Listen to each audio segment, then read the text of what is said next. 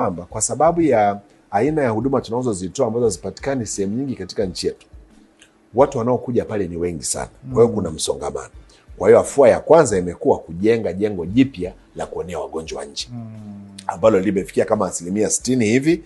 Kwa neema ya Mungu tunafikiri labda kwenye mwezi wa 9 hivi inaweza kuwa limekamilika. Tukabaki sasa kulipolish, halafu baada ya hapo kuweka vifaa na wataalamu wetu kuanza kufanyia kazi pale.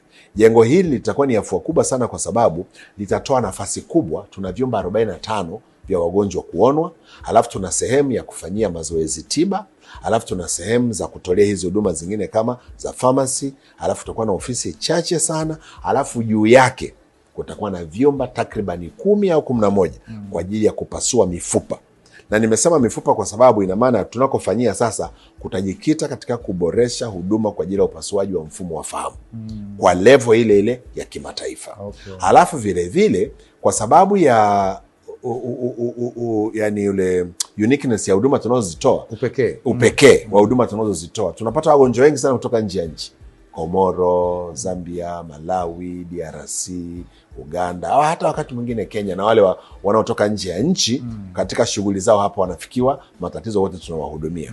Kwa hiyo hapo na hapo tumejaribu kuangalia sehemu maalum ya kuwaonea ili wasiingie katika huu mkumbo wa msongamano. Halafu vile vile kama mchango wetu katika tiba utalii.